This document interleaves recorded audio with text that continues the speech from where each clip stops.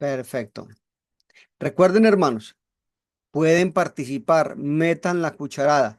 Esto es participativo porque aunque las primeras diapositivas, los primeros temas seguramente los conocen, es necesario reforzar este concepto.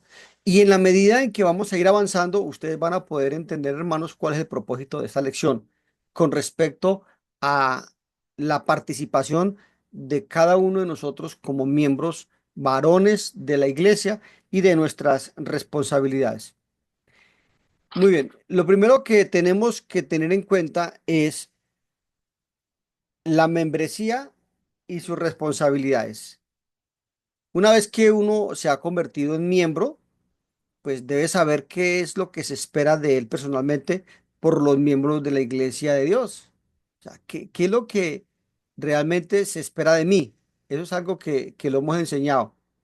¿Qué espera Dios de mí? ¿Qué espera la iglesia de mí como miembro? La primera lealtad, por supuesto, es a Cristo.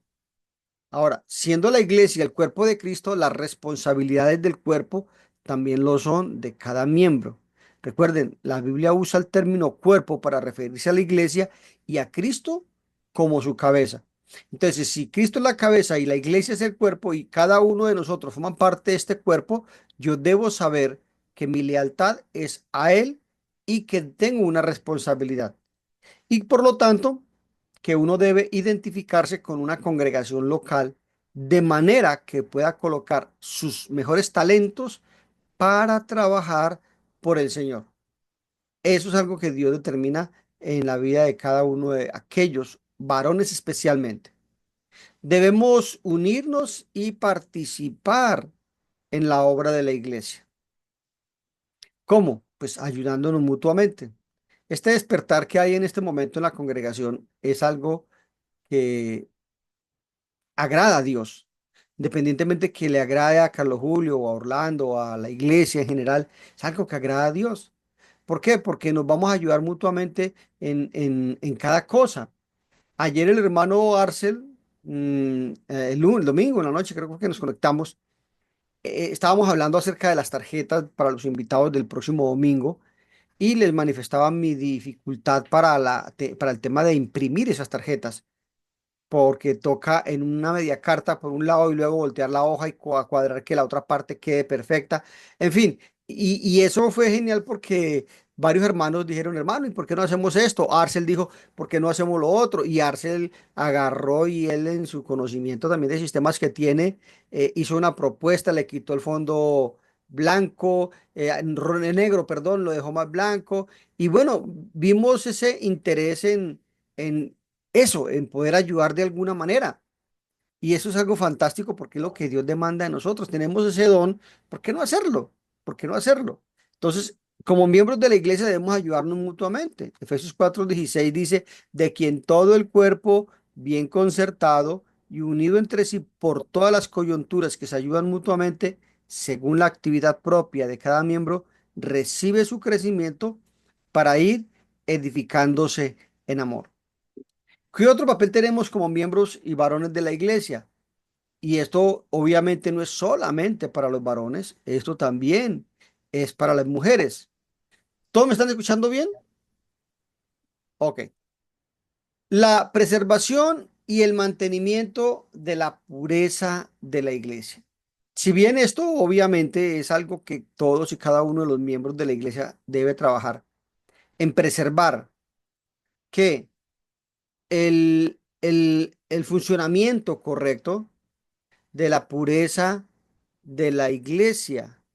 Quiere decir que a veces pueden haber hermanas que observan que hay cosas que están mal hechas, que no se está haciendo lo correcto y por el hecho de ser mujeres se sienten aminoradas y no pueden hacerlo.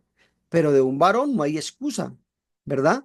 Porque la pureza de la iglesia es algo que se debe mantener. Recuerden que Cristo murió murió por su iglesia y nosotros debemos vivir por mantenerla de esa manera. Primera Timoteo 6:11 dice, mas tú, hombre de Dios, huye de estas cosas y sigue la justicia, la piedad, la fe, el amor, la paciencia, La mansedumbre. Entonces, vamos a ver a partir de este momento ya lo que tiene que ver con el tema de el modelo de autoridad que Dios demanda. El modelo de autoridad que el Señor demanda.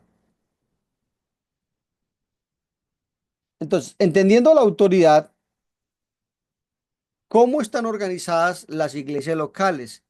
Les decía que íbamos a repetir muchas cosas que seguramente ustedes ya conocen, pero no está más de más repasarlas. Según la Biblia, la organización va a determinar quiénes son los líderes, cuáles son sus responsabilidades, cómo son hechas las decisiones, cómo es la organización de su iglesia comparada con otros grupos religiosos, diríamos a alguien, ¿verdad? ¿Realmente importa si las iglesias están organizadas de una manera diferente? Porque bien dice el Señor, el que quiera hacerse grande entre vosotros será vuestro servidor. Marcos, Mateo capítulo 20, verso 25 al 28. Jesús aprovecha esa ocasión para enseñarles a los discípulos una lección difícil de aprender acerca de el liderazgo en el reino, diciéndoles. Entonces Jesús llamándolos dijo, sabéis que los gobernantes de las naciones se enseñorean de ellas y los grandes ejercen sobre ellas potestad. Mas entre vosotros, está hablando de los discípulos, no será así, sino que el que quiera hacerse grande entre vosotros será vuestro servidor, y el que quiera ser el primero entre vosotros será vuestro siervo.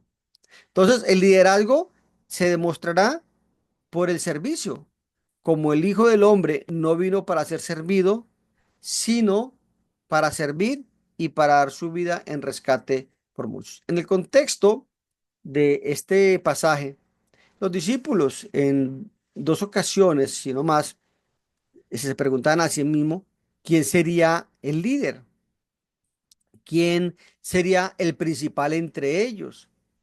Y él les da esta lección diciéndoles allí que el que sería el servidor, el mayor de entre todos, es el que siempre estuviera dispuesto a servir a los demás. Em, la mamá de los hijos de Zebedeo y posteriormente los hijos de Zebedeo hablan con el Señor y Señor, pon a uno de nosotros a tu derecha y el otro a la izquierda. Ellos querían o pensaban que el liderazgo del Señor era terrenal, que el reino del Señor era terrenal. Y claro, sabemos que Jesús dijo, es que mi reino no es de este mundo. ¿Sí? Vemos el ejemplo el día que se establece la cena del jueves, cuando se conmemora la cena del Señor con sus apóstoles, que Él le lava los pies a sus discípulos, después de que ve que ellos en el camino iban discutiendo quién era el mayor de entre ellos. Y en ese contexto también Él les lava los pies y les muestra humildad, mostrándoles cómo el servicio es más importante que cualquier otra cosa. Y es que Dios desafía la jerarquía. Y de esto es que debemos cuidarnos en la iglesia, hermanos. Mire, la iglesia consta de los miembros. Algunas iglesias tienen evangelista singular o evangelistas en plural. Algunas iglesias tienen diáconos, tienen ancianos. Y esa es la posición que uno debería identificar en la iglesia. Cualquiera podría decir, uy, no, pero es que ahí está mal, porque arriba deberían estar los ancianos, debajo los diáconos, debajo o al lado el evangelista y abajo los miembros. Pero no, Dios desafía la jerarquía, porque nombra a quienes son los más importantes, que son los miembros. Los demás deberían entender que son los servidores, ¿verdad? Bueno, también habla de maestros como un grupo de hermanos distintos que en algunos casos, cuando uno mira Efesios capítulo 4 dice ancianos, evangelistas y maestros, refiriéndose a un mismo tipo de personaje. Marcos 9:35 dice, entonces él se sentó y llamó a los 12 y les dijo, si alguno quiere ser el primero, será el postrero de todos y el servidor de todos. Esta es la jerarquía en la iglesia, muy diferente al pensamiento de los hombres con respecto a lo que es una organización de una iglesia, donde está el pastor principal, luego copastores, y no, no, eso no es correcto. Primera de Pedro 5:2, apacentad la grey de Dios que está entre vosotros, cuidando de ella, miren el oficio del anciano o de los ancianos, cuidando de ella, no por fuerza, sino voluntariamente, no por ganancia deshonesta, sino con ánimo pronto. Ruego a los ancianos, dice el verso 1, ruego a los ancianos que están entre vosotros, yo anciano también con ellos. Y entonces nos da la orden a los ancianos, a los pastores u obispos, que ellos deberían apacentar la grey de Dios. Una de las cosas que yo les hago énfasis a los hermanos de algunas iglesias cuando he sido invitado a predicar entre ellas, es enseñarle a los varones que ellos tienen este oficio. Yo llego y les pregunto, sabiendo que la iglesia no tiene anciano, digo, bueno, ¿quiénes de ustedes aquí son pastores? Y los hermanos tímidamente, ninguno levanta la mano. Y yo digo, bueno, y entonces, ¿quién vela por todas estas ovejas? Y entonces ya como que empiezan a entender. Es que no es un título, hermanos. Nosotros como varones debemos ejercer el pastoreo. Ya no es entonces, como en la actualidad que ya no hay ancianos, solamente los ancianos. Los miembros, los varones en particular, tenemos la responsabilidad de velar por la grey de Dios. Es que no son nuestras ovejas, son las de Cristo. Y por tanto, cada uno de nosotros, los varones, tenemos esta responsabilidad de cuidar a las ovejas del Señor. Entre nosotros, cuidarnos a nosotros mismos, llevar a cabo este papel de los ancianos hasta tanto los ancianos no han sido nombrados por la iglesia. Entonces observarán que en la jerarquía están abajo los ancianos, los diáconos que son la mano derecha de los ancianos, los evangelistas y luego los miembros. Gálatas 6:1 dice, hermanos, si alguno fuere sorprendido en alguna falta, vosotros que sois espirituales, restauradle con espíritu de mansedumbre, considerándote a ti mismo, no sea que tú también seas tentado. Vemos que en la exhortación de otro, que haya fallado, habla de una necesidad de restauración con un espíritu de mansedumbre, pero se nos dice que vosotros que sois espirituales. Cada uno de nosotros puede mirar al lado cuando estamos reunidos como iglesia y pensar si este hermano que, que es un varón de la congregación es un hermano espiritual. Y entendamos además de espiritual, no en un término calificativo o de descarte, sino este hermano tiene un temperamento amoroso, cariñoso, comprometido con la iglesia.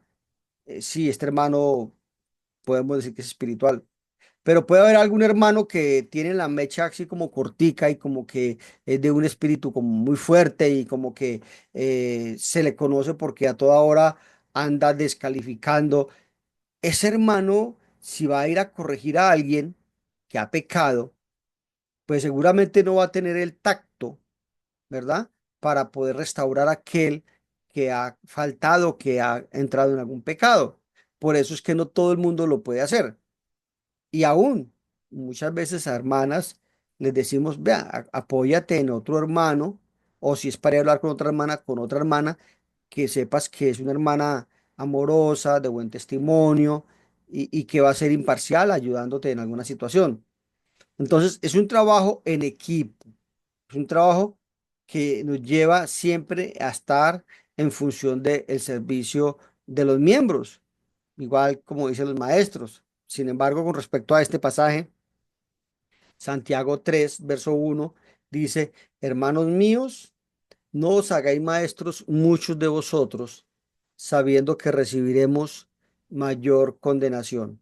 Y aquí quiero hacer una pequeña pausa para que alguno de mis hermanos que están conectados en este momento, alguien que me responda, ¿cómo así que no os hagáis maestros muchos de vosotros? si lo que se necesitan son obreros en la viña? ¿Quién me podría explicar eso? A ver, ¿Miguelito está por ahí o qué? No importa que esté en pijama, no necesita abrir la cámara. Giovanni,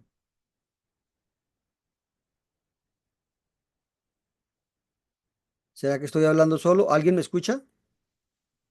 No, Sí, yo se lo le escucho. escucha, hermano. Sí, señor. Lo escucho, pero si yo respondo, porque yo siempre. Giovanni, ¿qué entiendes Sí, tú en este señor. pasaje, hermano? No os hagáis maestros muchos.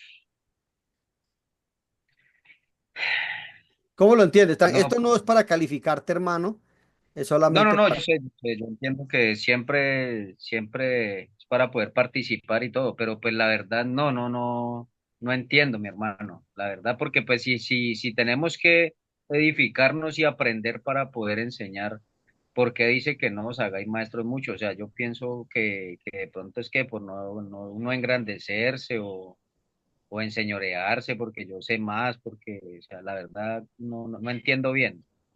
Me gustaría escuchar a Gildardo, hermano Gildardo.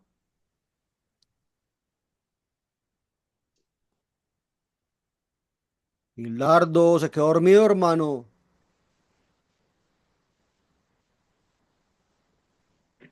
Gildardo, Gil, se da cuenta que quedó dormido ese man ahí. Paul Duarte, que está tan juicioso y atento ahí, hermano. ¿Cómo entiendes tú ese pasaje de Santiago 3:1? Ya, pastor, pues yo creo, ¿no, pastor, que de pronto se hace uno maestro y está enseñando una cosa que no es y por eso se puede condenar? De pronto, ¿Es correcto? ¿me oye? Sí, lo ¿Cómo? escucho bien, hermano, pero lo escucho correctamente. Este pasaje me Eh, enseña varias cosas, pero no, tomemos dos. pero Sí, hermano. ¿Iba a decir algo no, más? no, está bien como le respondió, ¿no? Sí, hermano, sí. Hay dos cosas que me gusta a mí hacer como comentario frente a esto. Primero, que no todos los varones pueden ser maestros, porque para poder ser maestro se requiere que tenga conocimiento. Número uno. Número dos, que ese conocimiento sepa enseñarlo. Eso se llama aptitud. O sea, el Señor dice, cuando habla de uno de los requisitos para los ancianos, que sea apto para enseñar. Porque uno puede tener conocimiento, pero no sabe cómo transmitirlo, ¿ves? Y eso no es pecado, eso es una cuestión cultural, puede ser una cuestión personal, no sabe cómo hacerlo y nunca aprendió, su coeficiente intelectual de pronto no se lo permite, etcétera, etcétera. Entonces, eso es un punto. No todos los varones pueden ser maestros y no todos, aún teniendo algún conocimiento, deberían atreverse a hacerlo, especialmente si no cumple unos requisitos que vamos a ver más adelante en estas clases que Dios demanda de nosotros. ¿Cuál es el riesgo? Lo que decía el hermano Paul, que dice, recibirá mayor condenación. ¿En qué situación? ¿En qué eventualidad? En la eventualidad de que este hermano no sea el testimonio esperado por el Señor, por la Grey, y por supuesto entonces vaya a arrastrar consigo a muchos, y por eso dice, recibirán mayor condenación. Y la otra enseñanza que uno puede aprender de este pasaje es que existe, si dice que hay mayor condenación, es obvio que esté diciendo que existe una menor condenación. Entonces, eso es otro estudio que nos muestra que así como hay diferentes grados de castigo, hay diferentes grados también de recompensa. Pero eso es otro tema. Bueno, una consideración adicional. Sí, La Biblia enseña que la iglesia es un cuerpo. De la cabeza es Cristo y algunos son mano, pie, rodillas, hombros, ojos, oídos. Y también la Biblia dice que algunos son maestros, otros apóstoles, otros evangelistas. O sea, la, la, todos los miembros tienen una función dentro de la iglesia. Y una de las funciones que existe es ser maestro. Obviamente pareciera que es la de mayor prestigio, la de mayor reconocimiento por parte de la Grey. Y por eso Santiago, inspirado por el Espíritu Santo, dice, no se hagan maestros muchos de ustedes, porque si son maestros quiere decir que conocen, y si conocen, pilas con transgiversar lo que conocen para o manipularlo o hacer una cosa diferente a la que conocen, porque mayor condenación. En pocas palabras, mira, hay tantas funciones que usted puede realizar, que una de las que puede realizar es maestro, pero tenga cuidado, tenga cuidado. Primero, que sepa hacerlo. Y segundo, que lo que enseña, lo practique. O lo que enseña que no se debe practicar, no lo practique. Porque entonces, con conocimiento de causa, tendremos mayor condenación. Como es una visión del tema, ¿no? Así es, señor. Hermano, Lo, yo quería, sí, mano, eh, habla. Bien pueda, hermano. yo quería poner a consideración lo que, bueno, el mismo versículo nos enseña, que dice que se recibirá mayor condenación, y el versículo 2 del mismo capítulo creo que nos aclara también más el panorama, porque dice, porque todos ofendemos muchas veces. Si alguno no ofende en palabra, este es varón perfecto, capaz también de refrenar todo el cuerpo. Entonces, lo que a veces me pone a considerar, lo que a veces me pone a pensar allí en esos dos versículos es el tema de las ofensas, que cuando un maestro está ejerciendo pues la autoridad de enseñar a otras personas, puede llegar a cometer allí, a caer en esa falta de ofender por palabra, de ofender de pronto con una mirada, de ofender de pronto con un gesto. Y de todas esas cosas uno también tiene que cuidarse allí en esa, en esa actividad como tal. Eso era lo que quería pues como. Sí, en el contexto uno lo puede ligar a las palabras como tal, ¿no? En términos general. Sin embargo, el hecho de la advertencia de sabiendo que quiere decir el cargo, la posición, por decirlo así, la responsabilidad, tiene mucho riesgo, mucho riesgo. Es que, como bien decías, hermano, tratar o lidiar con público es un poco complicado. ¿Por qué razón? Porque uno debe tratar de usar las palabras adecuadas, las palabras precisas y a veces las palabras pueden ser las equivocadas. Y eso es algo que uno debería siempre meditar. Claro, Santiago 3 habla acerca de la lengua, habla acerca de la palabra. eh, entonces, eso es algo que efectivamente está ligado al versículo 1, pero es mucho más lo que nos advierte respecto de ese mismo punto, ¿no? ¿Por qué? Porque el liderazgo que tiene puede también destruir negativamente una obra, ¿no? Destruirla, pues. Pero buen punto. Bueno, Filipenses 1:1 nos muestra ese sencillo plan de Dios y la organización, como lo decíamos ahora. Una iglesia, como Pablo le escribe a la iglesia en Filipos, se compone de los santos, ¿verdad? Que están en una localidad, en este caso Filipos, y dice que con quiénes, con los obispos y diáconos. Este es una organización bíblica de una iglesia local. Así como decíamos hace un momento, eh, la iglesia es comparada a un cuerpo, como dice Pablo en Corintios capítulo 12, lo dice Romanos, un cuerpo que tiene diferentes miembros. En esos miembros están todos, tanto los obispos, los santos y los diáconos. Ese es el cuerpo, ¿verdad? Pero en la organización están los ancianos o los obispos, diáconos cuando estos son nombrados al servicio de los santos. ¿Acuerdas en la jerarquía que mostraba hace un momento? Bueno, y si no hay obispos, ancianos o pastores, que son palabras intercambiables para el mismo oficio, entonces, ¿qué? Ahí es donde entra en juego los varones de la iglesia. De esos que vamos a hablar. Espero que alguno tenga su Biblia por ahí a la mano porque voy a necesitar que me lean algún pasaje por aquí. Cuando Suegro visita a Moisés, es que se establece como el nombramiento de los jueces. ¿Por qué? Porque Moisés estaba que no daba pie con bola en el desierto con tantos problemas que habían entre los mismos israelitas, sabiendo que ellos acaban de salir del desierto, de Egipto, de la esclavitud, llegan al desierto donde tienen que vivir más apretados, donde tienen que aprender a compartir, donde empiezan las malas influencias, los malos comentarios, en fin, todos los pecados que vemos durante esos 40 años.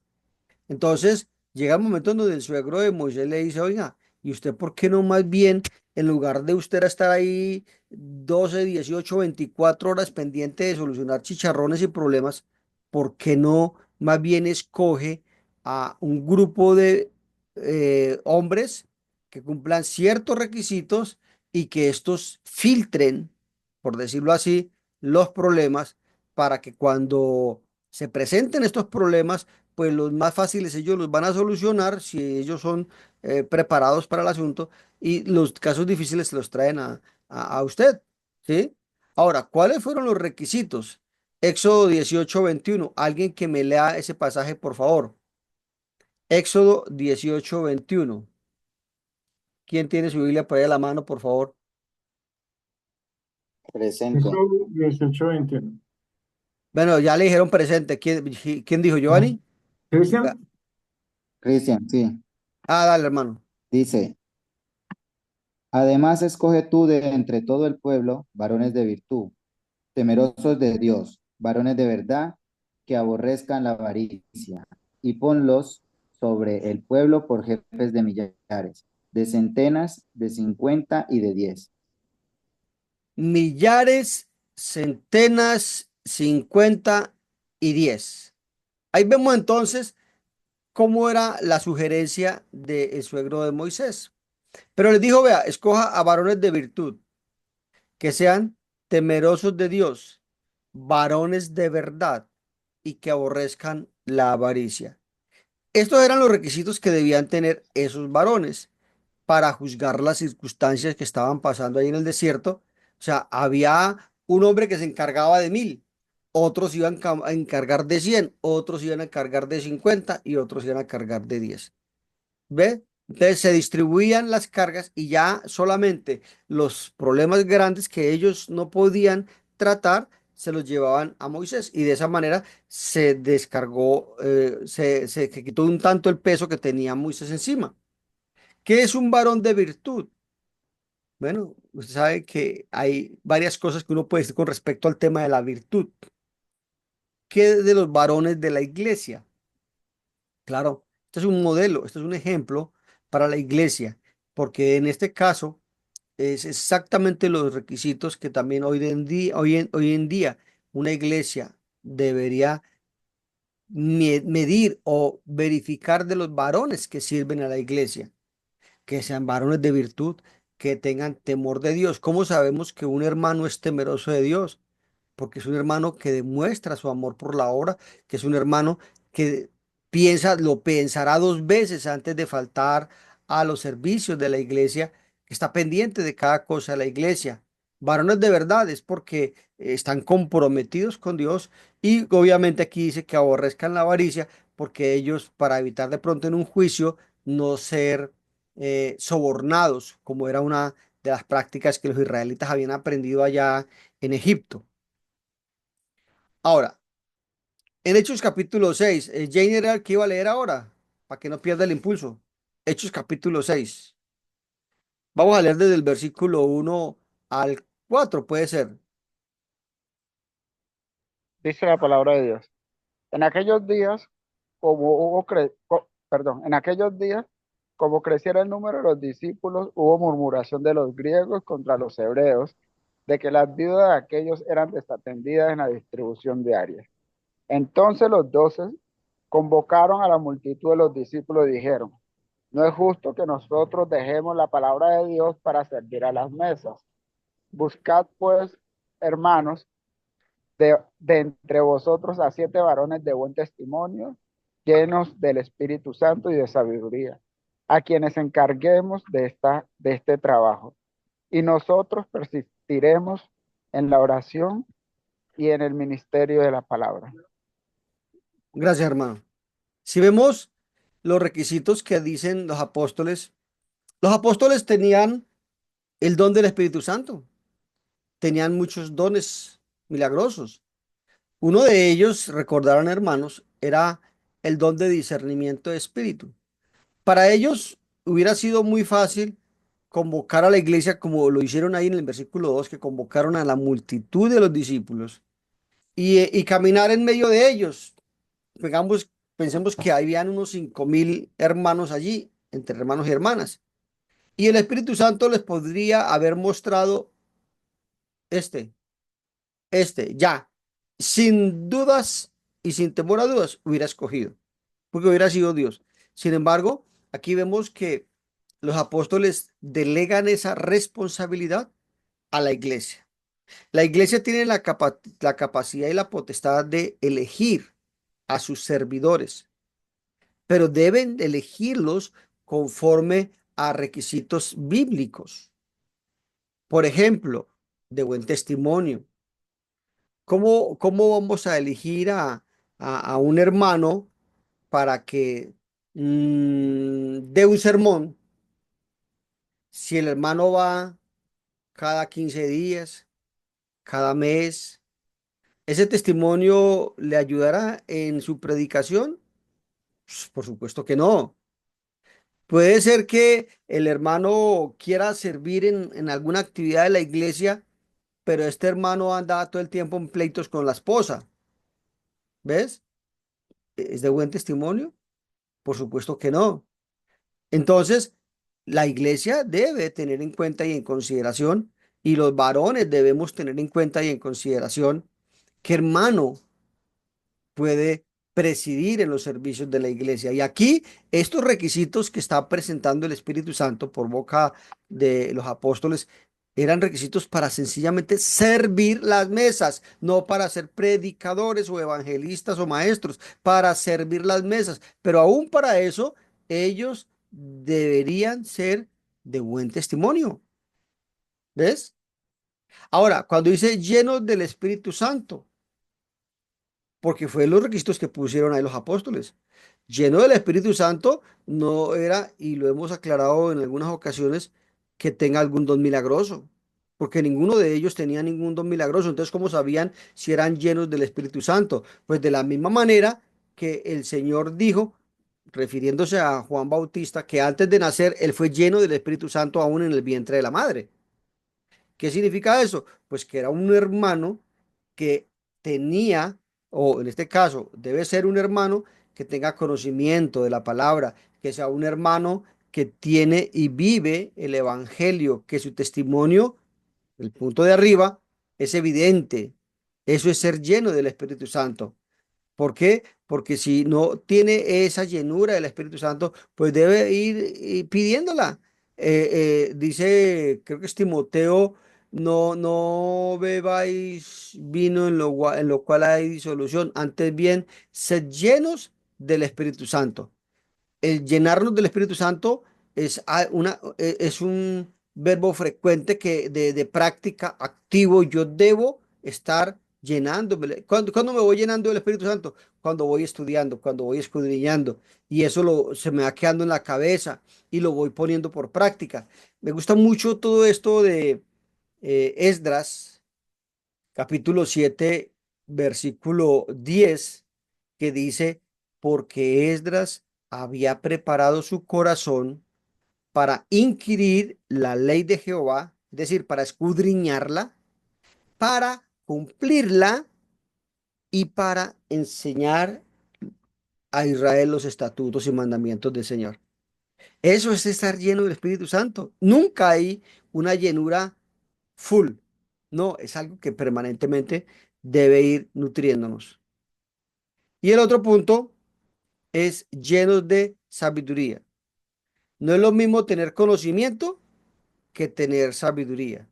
Uno podría decir que el principio de la sabiduría, y soportándonos con la Biblia, en Proverbios, dice que el principio de la sabiduría es el conocimiento de Dios. El principio de la sabiduría es el temor a Dios y la inteligencia, el conocimiento del Altísimo. Entonces, lleno de sabiduría, tiene que ver con el temor a Dios. ¿Y cómo sabemos de que una persona es sabia? ¿Porque tiene mucho conocimiento? No, porque el conocimiento que tiene lo aplica en su vida diaria. Esto era algo para servir las mesas. Ahora bien, entre los varones que presiden en una congregación, estos requisitos deberían también estar ahí presentes. Por eso, cuando una iglesia tiene ancianos, en algunas ocasiones los ancianos determinan quiénes sí y quiénes no de pronto pueden servir más adecuadamente. Y esto tiene que ver no por hacer acepción de personas, sino porque quizá hay alguna circunstancia que les dice a ellos, preferimos dejar que este hermano pase un tiempo antes de invitarle a que siga participando o a que vuelva a participar por alguna razón.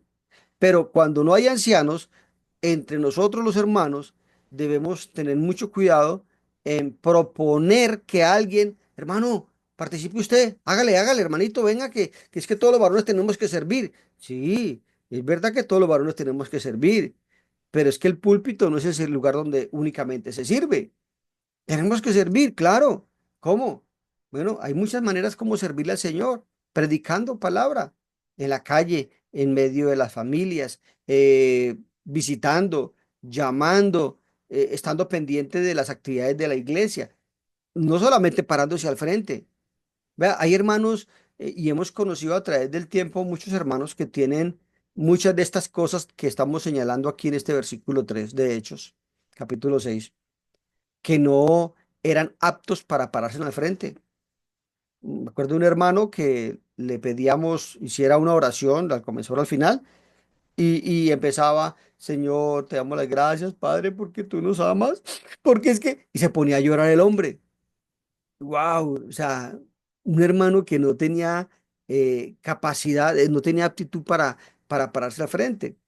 Conocí muchos ejemplos, seguramente ustedes han podido ver también en otros lugares, de un hermano que, qué hermano para querer servir pero como que se esmeraba por estar en el púlpito, pero era un hermano que leía horrible, un hermano que tenía un coeficiente intelectual muy bajito, pero tenía un amor por la obra impresionante. Y ese hermano sí se iba de casa en casa y visitaba a los hermanos y les daba gallina y los exhortaba. Una belleza. Pero cuando, me acuerdo, eso fue en otra ciudad, cuando aparecía en el programa del mes que él tenía, por ejemplo, el estudio, la mitad de la iglesia decía, ay, yo voy después del estudio del hermanito. Llegamos a la otra parte cuando ya participamos de la cena y el sermón. Por supuesto que eso es pecado, ¿sí? Pero también los hermanos, como tampoco habían varones allí, pues dejaban que, porque el hermanito quería, pues entonces para que no se desanime, démosle la oportunidad de que también participe. Y el púlpito, hermanos, el pararse al frente, frente a la grey, disculpen la redundancia, no es un lugar de entrenamiento. Todo lo que hacemos en la iglesia, de acuerdo a 1 Corintios capítulo 14, debe ser hecho para edificación. Cada hermano que se para al ser el frente debe hacer algo para edificación. Y aún para servir a las mesas, lo que deberían estar haciendo debería ser también para edificación. Entre la multitud seguramente habría quien les preguntara, quien les pidiera consejería, y por eso debían tener ese conocimiento, esa humildad, ese amor, ese compromiso para con la iglesia. Por eso debían ser de buen testimonio para eso, hermanos.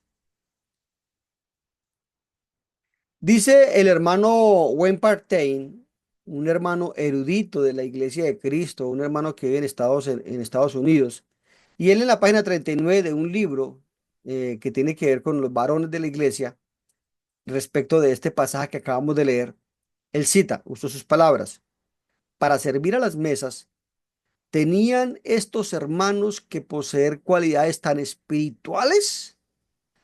Varones de buen testimonio, llenos del Espíritu Santo y de sabiduría, para servir a las mesas.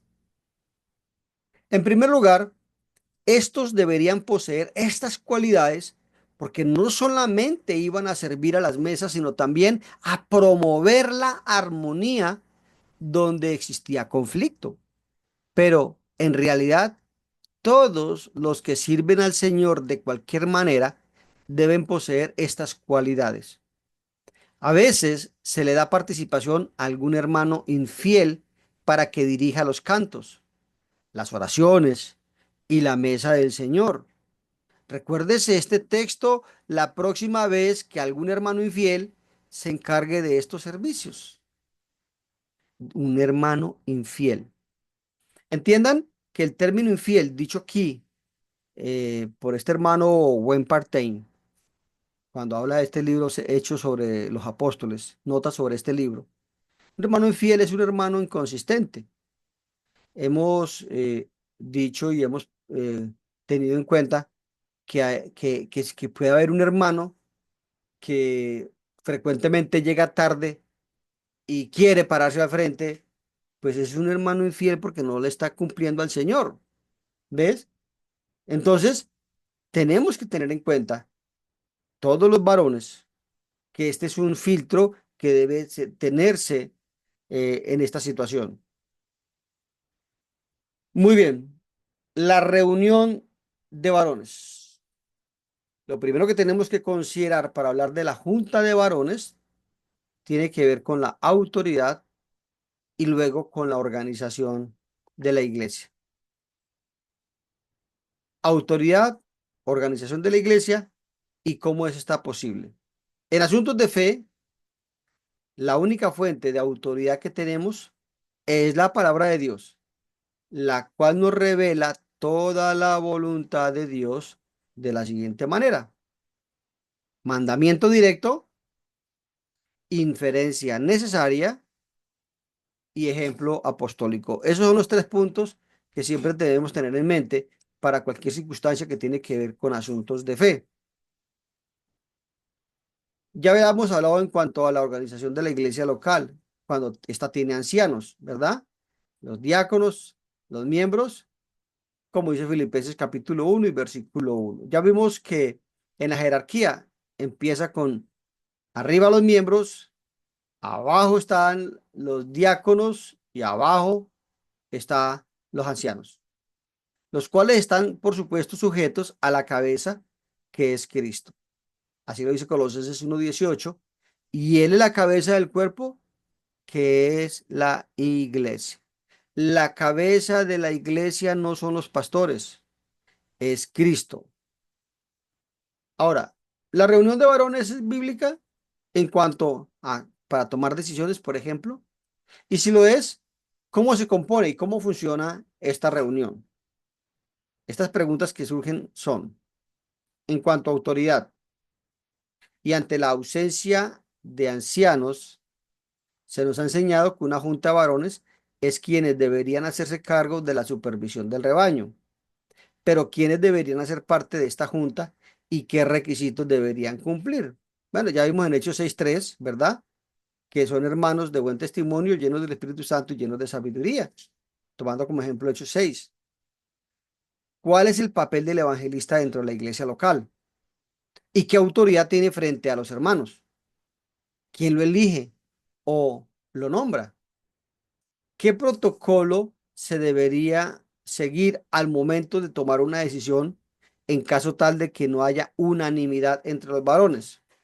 Todos estos puntos los vamos a mirar más adelante. Pero, ¿cómo se hace entonces si no hay unanimidad? Porque hay un ejemplo, 10 hermanos que dicen, no, hermanos, eh, queremos que la reunión de la iglesia sea los domingos a las 6 de la tarde.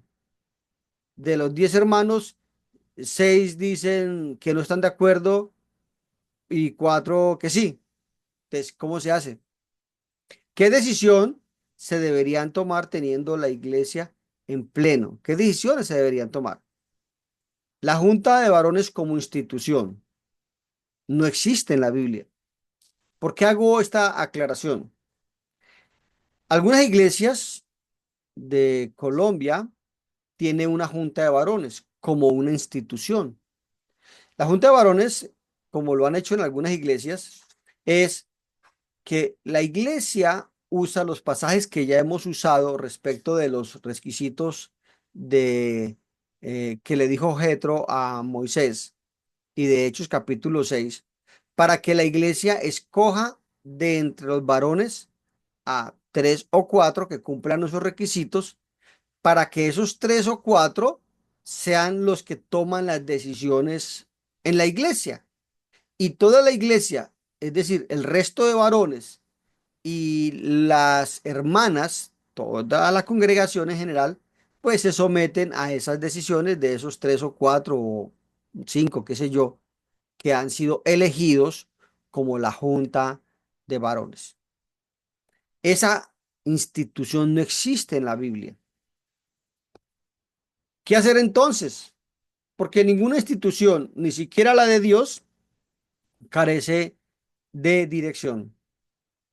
Se nos hace necesario que la congregación tenga la dirección que como institución divina la iglesia o el reino de Dios necesita. Terrenalmente hablando, ¿verdad? La diferencia necesaria. Perdón un momentico. Vamos a utilizar entonces la guía infalible y mediante uno de los métodos existentes, en este caso la diferencia necesaria. Y siempre, como dice este pasaje de Salmo 25, Señor, enséñame a vivir a tu manera, muéstrame el camino que tú seguirías, guíame y enséñame tu verdad, porque tú eres mi Salvador y en ti pongo siempre toda mi esperanza. Si este es el amén de cada uno de los varones de una iglesia, pues las cosas van a ser muy fáciles en cuanto a las decisiones o a los asuntos que los varones vayamos a tratar. Recordemos que fue Pablo el que por primera vez manda que se estableciesen ancianos en cada iglesia, posiblemente unos años, 20 años después de establecida la iglesia sobre la tierra y regresando de su segundo viaje. En los primeros años de la iglesia, posiblemente la mayoría de las congregaciones funcionaban sin ancianos. Claro que sí. Hechos 14:23 dice, y constituyeron ancianos, pluralidad, en cada iglesia, y habiendo orado con ayunos, los encomendaron al Señor en quien habían creído. Pensemos y meditemos lo siguiente. Además, posiblemente las mismas congregaciones del primer siglo debieron comenzar sin ancianos, pero lo más importante es que funcionaban como iglesia y de ahí es que debemos partir para abordar este tema de la junta de varones. Llamémosla reunión de varones. El tema será sencillo. Hay principios bíblicos. Primera de Tesalonicenses 5:12. Os rogamos, hermanos, que reconozcáis a los que trabajan entre vosotros y os presiden en el Señor y os amonestan. Vemos aquí entonces que el mismo Espíritu Santo por boca de Pablo dice que habían hermanos que trabajaban entre ellos, que fueran estos hermanos reconocidos. ¿Qué significa esto de que sean reconocidos? Ah, si yo le conozco, ¿qué creen ustedes que significa esto de reconocerles?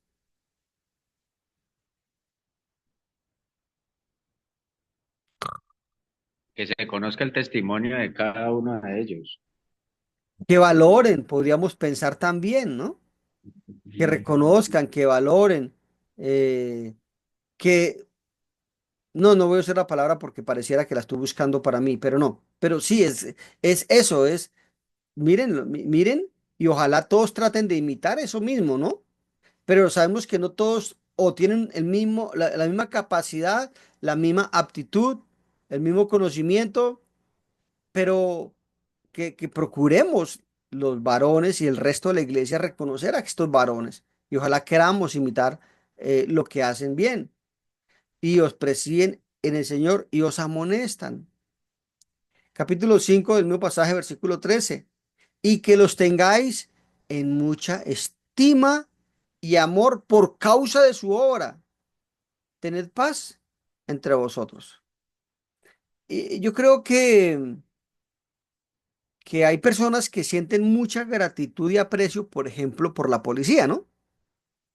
Así como hay quienes los odian porque pues también hay mucho policía corrupto, hay quienes los aprecian, los soldados, visto de videos.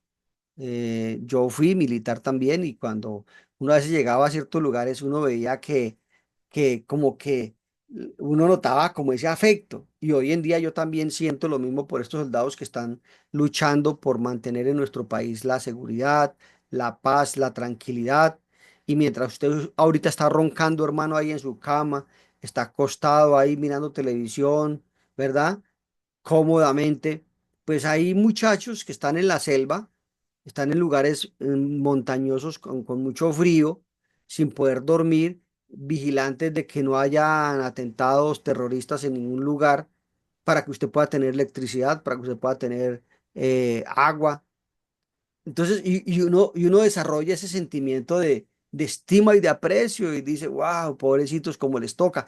Esto es algo muy similar y no es que esté buscando o que esté propiciando que a estos hermanos que están dedicados a la obra, ay, pobrecito, ay, hermanito, yo lo aprecio mucho, ay, sí, hermanito, yo sé que usted sufre mucho, que usted le ha tocado trabajar muy duro. Y no, habla de una cosa, de un reconocimiento y que esto no es solamente para el evangelista, sino que todos deberíamos estar deseosos de trabajar en la Grey y los hermanos deberían reconocer ese esfuerzo que hacen y que cuando uno va y visita a alguien y llama a alguien, no es para molestarlo por molestarlo, sino porque el amor por esa alma es grande y no quiere que esa alma se pierda.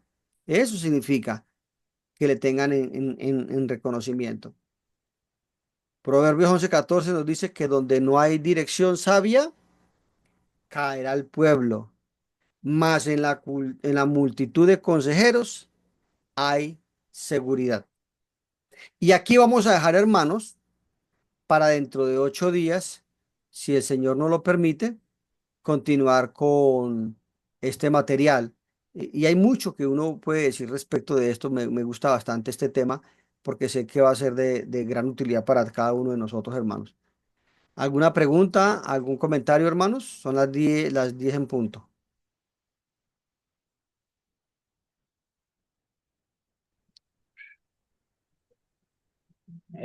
Mano, una pregunta. Cuéntamela. Yo he estado oyendo de del día que usted dijo que ya no iba a estar más y que lo iba a decir en la congregación, y ya van 2 domingos que escucho, que dice que cuándo lo va a hablar frente a toda la congregación, que ahora qué va a suceder. O sea, si nosotros aquí nos estamos reuniendo y nos estamos dando cuenta que tenemos que servir cada uno más de lo que quizás estamos sirviendo, porque Dios necesita el 100% de nosotros. Y pues bueno, que se hagan estas reuniones, pero entonces en el punto que le estoy diciendo, ¿eso cuándo se va a hacer? Para que la congregación sepa y que no esté como el pasillo de rumor, pues por ahí, que cuándo, que por qué, que si va a volver, que no va a volver. Entonces eso es lo que me han dicho. Em, no, este domingo hubiera sido el ideal, pero no quise, pues el tiempo no lo permitió. Si yo hubiese hablado después de terminado el culto, no, ahí nos había amanecido. El próximo domingo no es conveniente porque van a estar los invitados Sí, claro, sí, y claro. esperamos que de pronto el siguiente domingo a generar un espacio, ¿no? Para que los hermanos puedan llegar a preguntar. Y otra cosa que yo quiero, además de todo, proponer a los varones, si están de acuerdo, a mí me gustaría mucho mm, enseñar la serie acerca de los requisitos para los ancianos. ¿Por qué? Porque de lo poco que yo he escuchado, en mi ausencia, eso más de uno decía todo feliz, no, escojamos otro, y postularon, por ejemplo, a Jonathan Zúñiga. Entonces, bueno, y no solamente a Jonathan, creo que postularon a otros. Y eso lo único que me permite demostrar, lo que me permite ver, perdón, es que los hermanos no conocen los requisitos de los ancianos. Y entonces, que ellos conozcan, que ellos sepan que los ancianos, eh, por diferentes circunstancias, pueden decidir hacer una pausa o renunciar, por supuesto. Y la iglesia puede saberlo, eso no es ningún secreto, hermano. Pero también que conozcan, y eso ya después lo miramos si la iglesia, si los hermanos están de acuerdo, dar una serie que sería por ahí unos 4 domingos seguidos. No, yo creía que más, por ahí unos 6 domingos. Cuando se hizo la elección de ancianos, antes de esta elección, eh, nosotros tuvimos por dos hermanos en diferentes momentos unas series bastante largas donde se analizaron muchos puntos. ¿Por qué? ¿Y por qué me gusta el tema?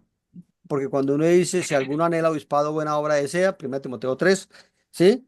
Cuando dice que marido una sola mujer, que sea sobrio, ¿acaso solamente para los varones, para los candidatos? Que sea sobrio, no pendenciero, no dado al vino, no deseoso de ganancias deshonestas. Esos son requisitos para todos en la iglesia, excepto Claro. unos puntos que son, valga la redundancia, puntuales, algunos aspectos puntuales para los ancianos, pero el resto es mucho lo que uno aprende con esta serie, pero requeriría que nos pongamos de acuerdo, si los varones están de acuerdo, y dar una serie por ahí unos 8 domingos, unos 6 domingos. No he mirado, tengo el material que se utilizó en aquella época porque lo conservé y es muy bueno, creo que es una muy buena edificación para que la iglesia también conozca el asunto, ¿no? Pero sí, bien por tu comentario, ya lo había escuchado, ya alguien me ha dicho, hermano, estábamos esperando que usted hablara de eso, pero por aquí ahora, hermano, no hubo como el momento. Y hay que parar los hermanos, todo Sí, esto claro, a porque esto se vuelve como cansón. bochinche. Sí, sí, un bochinche, hermano, y que es triste. Bueno, entonces, permítame, vamos a parar esta grabación, hermano. Vamos a parar un momento aquí. Comentario. Sí, Otro. mano. Giovanni, necesitamos 20 sillas para el domingo. 20 sillas, pero ¿qué? ¿Sin brazo o qué?